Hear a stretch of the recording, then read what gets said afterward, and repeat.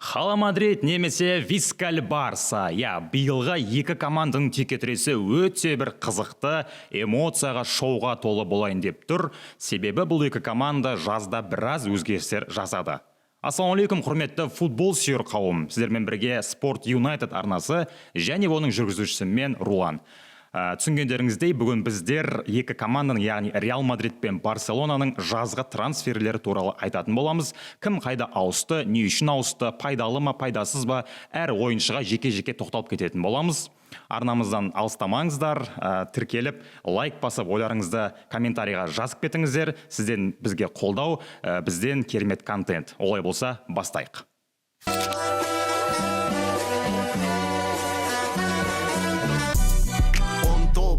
Он топ, қарасаңшы, он топ,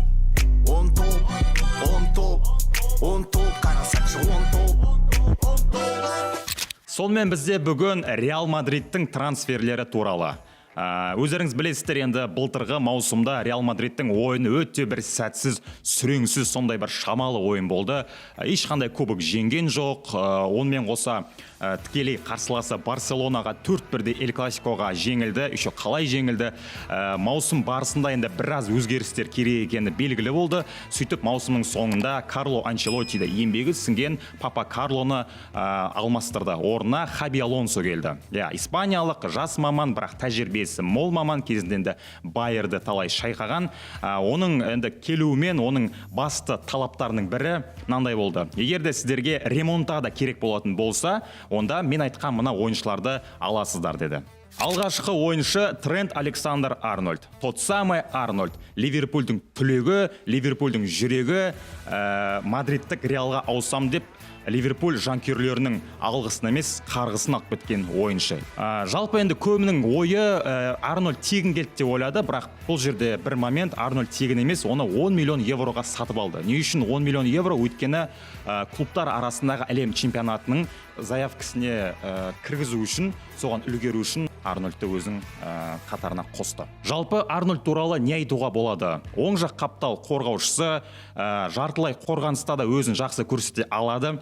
Ол көбінесе сол шабуылға, жалпы шабуылдың өрбуіне, алыстан енді пас из глубины деп айтады, орысша алыстан пас бергенді жақсы көреді, бірақ бірінші ойында Арнольд өзінің жақсы жағын көрсете алмады. Мүмкін қысым болды, мүмкін адаптация, ойыншының жалпы берген пастары да сәтсіз болды, өзін бір енді білмеймін, ыңғайсыз сезінді ма. Хаби Алонсо оның матчтың ортасында алмастырды, орнына ветеран Карвахаль шықты. Ал екінші ойында мүлде оны бастапқы құрамға шығарған жоқ. Ойынның бір 87-88, яғни соңғы жағында бір 2-3 минутқа шығарып, жалпы ойын практикасын сезінуге мүмкіншілік берді. Арнольдтың осал тұстары туралы айтатын болсақ, жалпы қорғанысқа аса бір қатты икемді емес. Бірге бір шыққан кезде ол оңай алданып қалады. Жалпы әуедегі допқа қатты таласа алмайды. Бірақ енді көбінесе осы шабуылды ары қарай дамытуға және нәтижелі аяқтауға өте бір керемет ойыншы. Сонымен қатар Арнольдтың айып тобы жақсы орындайды, алыстан соққылары мықты, және Тони Кросс кеткеннен кейін, Модрич кеткеннен кейін енді бұрыштама көтеру мәселесі шешілді деуге болады. Көбінесе сол Арнольд. Келесі ойыншы тағы бір қорғаушы, ол Дин Хайзен, яғмаса Дин Хойзен, енді оны әркім әртүрлі айтады. 60 миллион евроға бұл ойыншына сатып алды. Өте талантты, өте сондай бір физикасы да мықты, бойы да ұзын, почти 2 метр, жалпы әуедегі топқа да, қорғаныста өте жақсы өз-өзін көрсетеді. Хайзен енді Милитао, Алаба, Рюдигер сияқты ойыншылар жарақат алып қалған кезде былтыр енді Реалдың қорғанысы өте әлсіз болды. Оны біз барлығымыз білеміз. Жалпы сондықтан да Хайзендің жалпы сатып алуы үлкен бір плюс, үлкен бір күш. Оның үстіне бұл ойыншыда жалпы шабуылға өте жақын ойыншы. Манағыдай алыстан пас бере алады, шабуылды бірден бастай алады, өте өзіне сенімді. тез адаптацияны өте алатын ойыншы, аса бір қатты айтатындай осал тұстары жоқ. Ол ойыншының енді манағы сол жарақаттан тек аман жүрсе, одан кейін енді Мадридтің жалпы корольдік клубтың мысы басып қысымға шыдай алмай қалмаса, былай қорғаныстың жаңа бір лидері болатыны сөзсіз. Қорғаныстың сол жағына біздер Альваро Карьерас деген ойыншыны көрдік. 50 миллион евроға Бенфикадан сатып алды. Бұл ойыншы өте жас, талантты, жылдам, қорғаныста да, шабуылда да жалпы өзінің жақсы көрсете алады. Команданың ойынына өзінің бір ықпалын тигізіп, жалпы ойынды түсіне білетін, көре білетін ойыншы. Екі ойында да көрдік, толықтай 90 минут бойы ойнап шықты. Ешқандай енді бір әлсіздік танытқан жоқ, выносливый, яғни шаршамайды. Көп матчтарға сондай бір физикасы да жетеді, функционалдықсы да жететін ойыншы. Сондықтан да сол жақ қапталдың енді сұрағы мәселесі шешілген сияқты. Енді біз білеміз, Менди, Гарсия екеуі енді бір-бірін алмастырып, маңызды матчтарда аса бір қатты жоғарғы деңгей, яғни Мадридтің деңгейіне сай ойын көрсете алмады ол екі ойыншы, бірақ осы енді Карьерас келіп, жаңа бір Марсело сияқты көреді көбісі. Бұл да бір маңызды ойыншылардың бірі болды.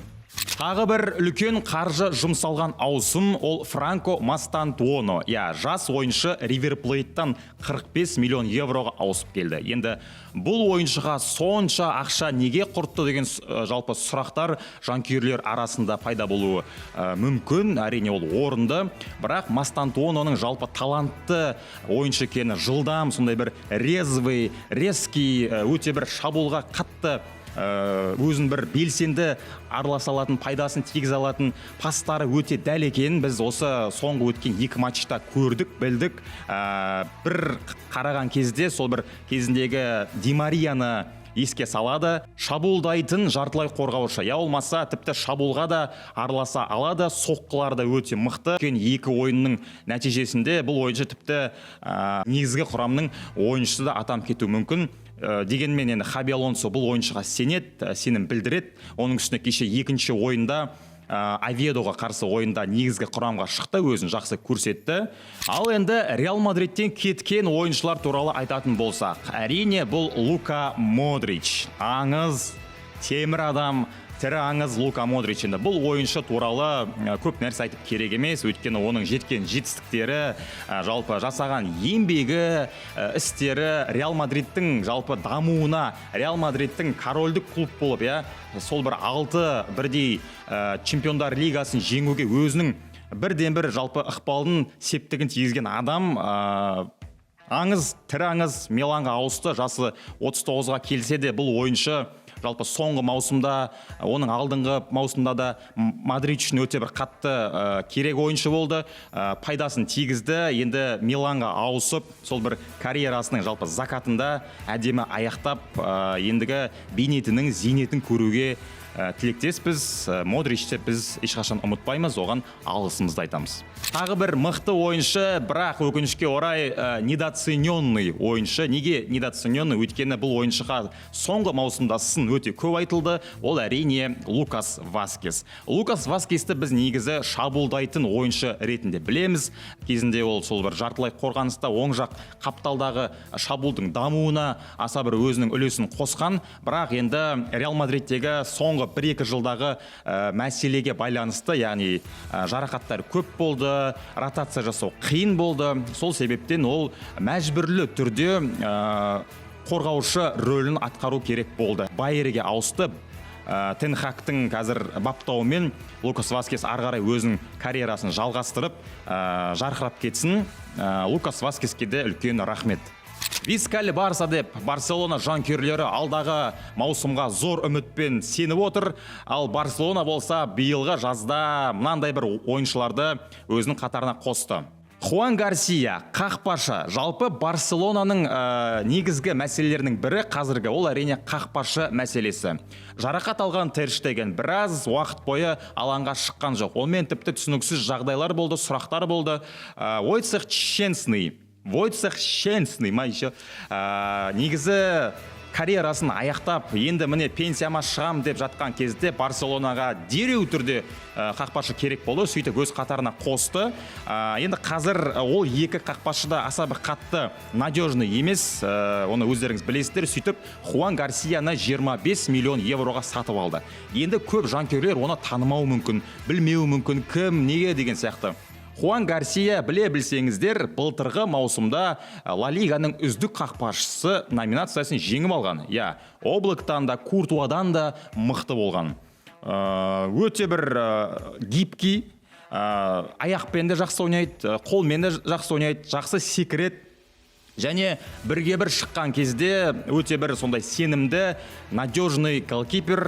Бұл енді Барселона үшін жалпы жақсы трансфер болған сөзсіз.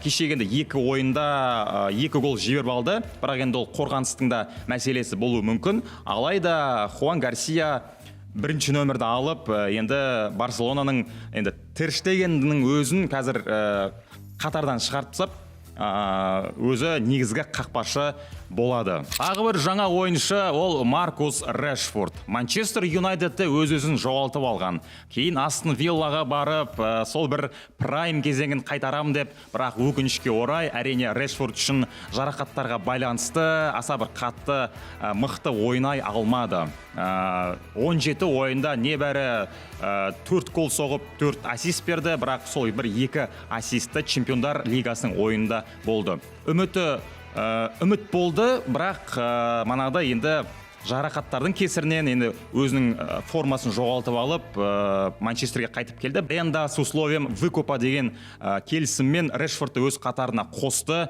Бұл жерде енді көбінесе Барселонаға Решфорд емес, Решфордқа Барселона керектей, себебі карьерасы сол бір жалпы спатқа кетіп бара жатыр. Осымен болдау, осымен тоқтадау деп жатқан кезде мына жақтан бір жалпы күннің сәулесі шыққандай болды. Ол күннің сәулесі әрине Барселона.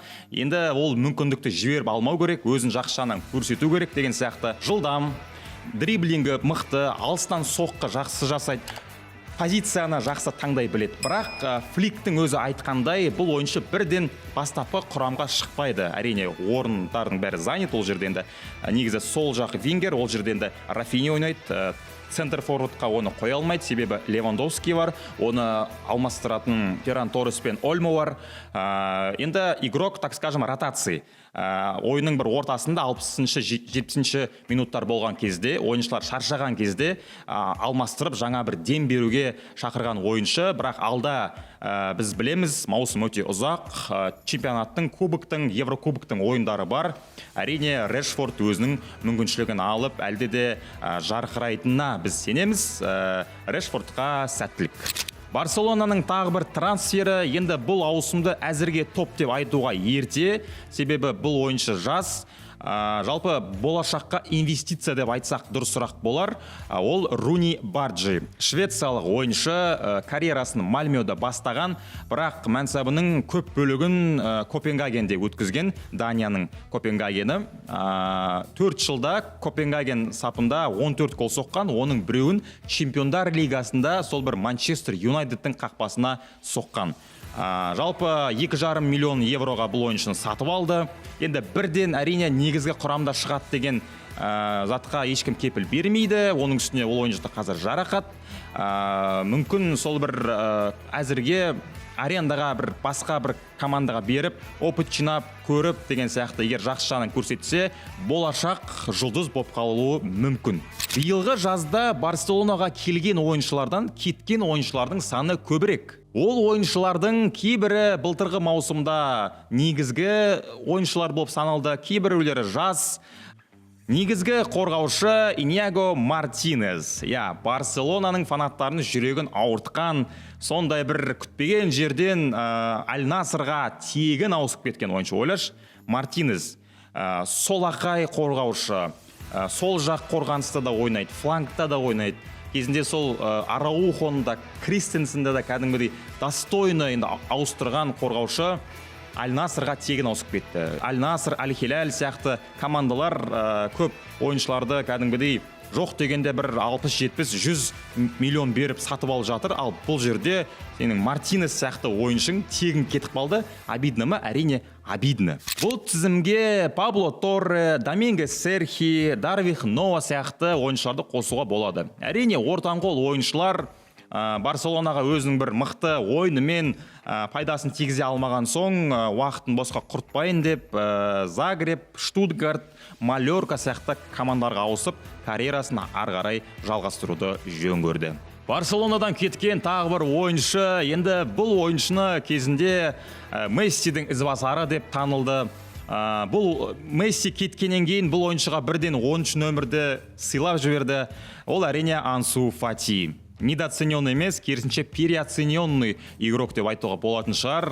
Енді жаман деп айтпаймыз, әрине бұл ойыншы кезінде сол бір жас, енді жарқырап келе жатқан кезде өзінің дриблингімен, финттерімен, жалпы техникасымен, жылдамдығымен, соққыларымен көзге түскен. Бірақ әрине өкінішке орай физикасы әлсіз болды, көптеген жарақаттар болды бұл ойыншыда.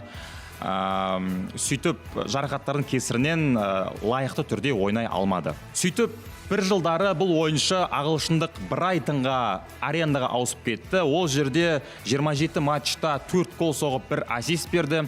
Үміт оты қайта жанған кезде, енді дайын болдау деп қайтадан өзінің қатарына қосқан кезде, былтырғы маусымда бұл ойыншы 11 матч өткізіп барлық турнирде. Ешқандай гол да паста соққан жоқ. Сөйтіп биыл Монакоға тағы да арендаға кетті. Тағы бір жұлдызы жанып, бірақ ерте сөніп қалған ойыншы ол Виктор Роки.